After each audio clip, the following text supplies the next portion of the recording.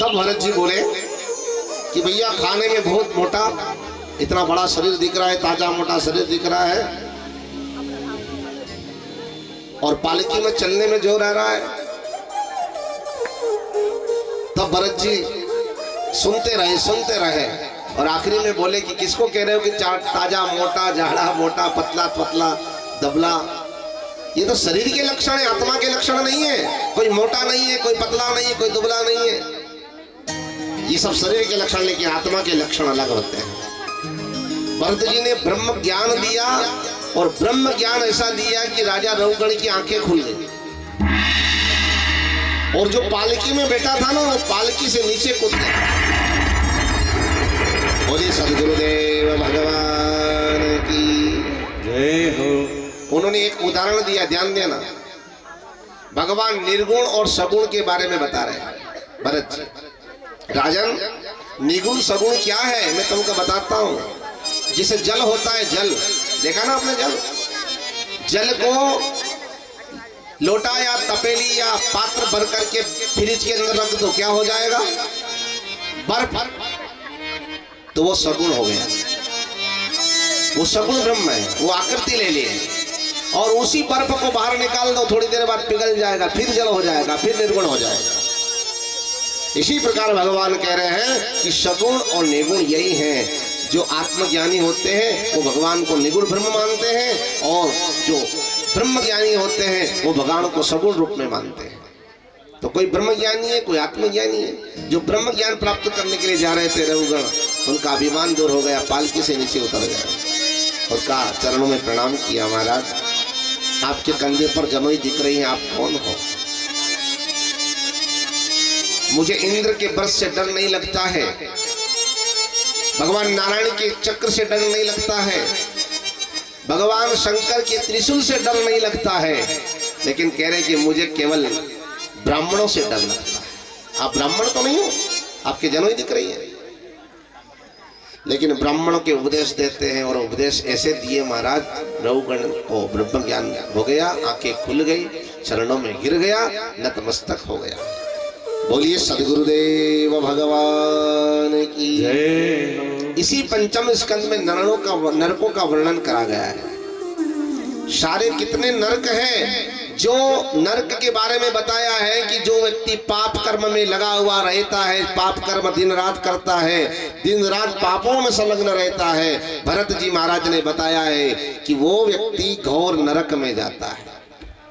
घोर नरक की निंदा करिए।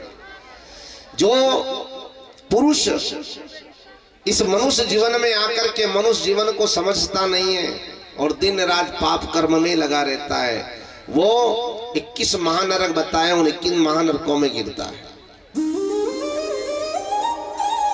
जो स्त्री अपने पति को अपशब्द बोलती है, अपने पति को अपमान करती है, अपने पति का जगह बात पर जवाब देती हैं, वो स्त्री घोर नरक में जाती है और दूसरे जन्म में 2 मुंह वाली सर्पिणी बनती है। ये भागवत में बता रहा हूं, मैं नहीं बता रहा। 6ठे स्कंद के अंदर प्रवेश करते हैं, लिखा गया है।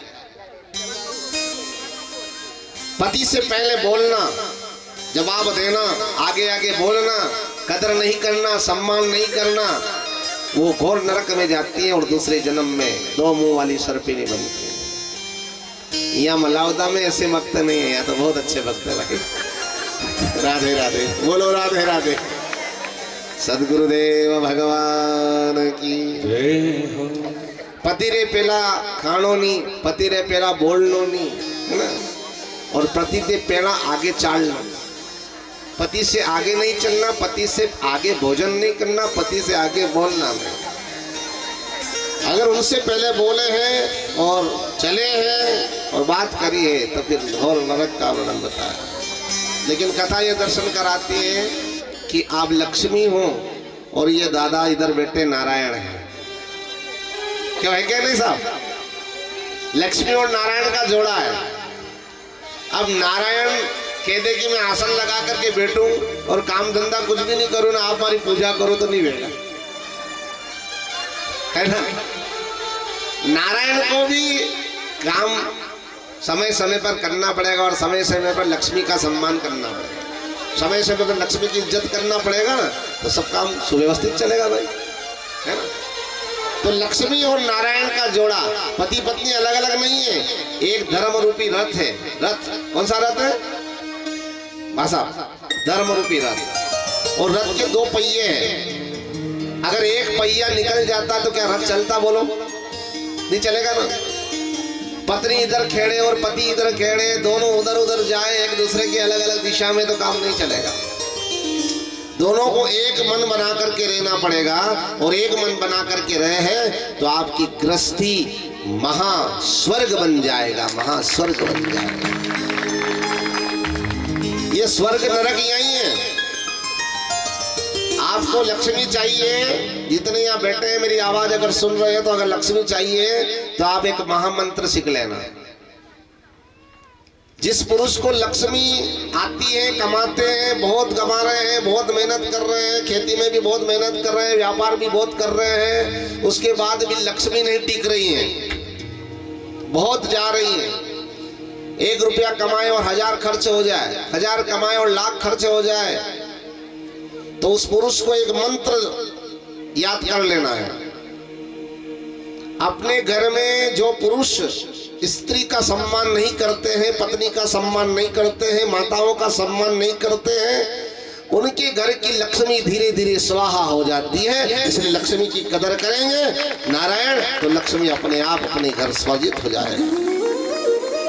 लेकिन एक बात मैं माताओं के लिए भी कह दूं कि पुरुष 1000 रुपए कमा करके ला रहा है, और लक्ष्मी अगर उसका सुव्यवस्थित रूप से, सुचारू रूप से घर में साफ सफाई करेगा, शुद्धता रखेगा, पवित्रता रखेगा, अच्छा मीठा बोलेगा और मीठी बात करेगा, तो वहां लक्ष्मी टिकेगा। और वो भी खाने के लिए अगर दौड़ेगा ना, पति बेचारा कमा करके आया और खाने के लिए दौड़ी मुंह खोल करके, तो वहां लक्ष्मी नहीं टिकेगा, लक्ष्मी वहीं टिकेगा मिठास।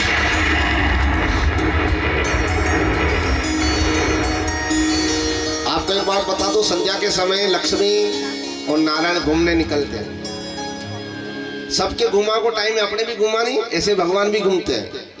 संध्या के समय सब देवताओं का अलग अलग टाइम दिया है शास्त्र में। भगवान शंकर और माता पार्वती घूमने निकलते हैं शाम को 5:40 से लगा करके 6:20 तक, ठीक है ना।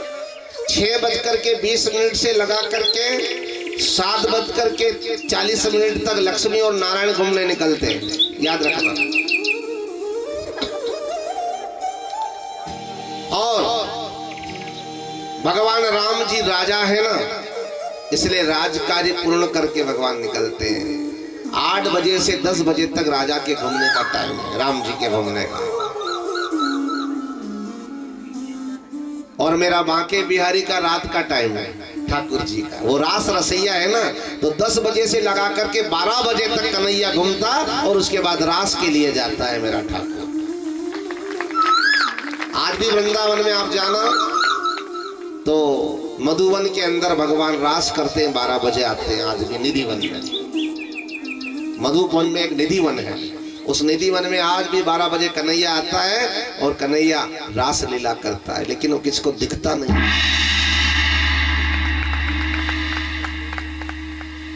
ये समय है घूमने का। तो मैं आपको कथा बता रहा था, कथा दर्शन करा रही थी कि उस समय, जिस समय लक्ष्मी और नारायण घूमने आते हैं, उससे पहले शिव जी आते हैं। ध्यान देना, शंकर और पार्वती जब घूमने आते हैं तो वो निरीक्षण करते हैं। भगत जी आपको कह रहा हूं, आप इधर ध्यान। शिव जी और पार्वती जब निरीक्षण करने आते हैं ना, तो वो देखते हैं किसके घर में क्या है, कैसा है, क्या चल रहा है। जो माताएं सायंकाल में कचरा निकालती हैं, सफाई करती हैं, डेयरी में बैठती हैं, बच्चे बच्ची को अपशब्द बोलती हैं, पति को अपशब्द बोलती हैं, अपमान करती हैं और झगड़ा करती हैं, तब भगवान शिव और पार्वती देखते हैं। ध्यान देना, शिव और पार्वती देखते हैं कचरा निकालते हो तो पार्वती जी देख रही हैं, और तब पार्वती जी और शिव जी भगवान लक्ष्मी और नारायण को कहते हैं कि हम घूमने गए थे तो उस घर में झगड़ा हो रहा है, उस घर में कचरा निकल रहा है, उस घर में बच्चे को मार रहे हैं, उस घर में वहाँ बड़ा बड़ा कलेश हो रहा है, तो आप ऐसा करना कि उस घर को छोड़ देना और दूसरे घर में चले जाओ। लक्ष्मी वहां से छोड़ देती है, याद रखना। इसलिए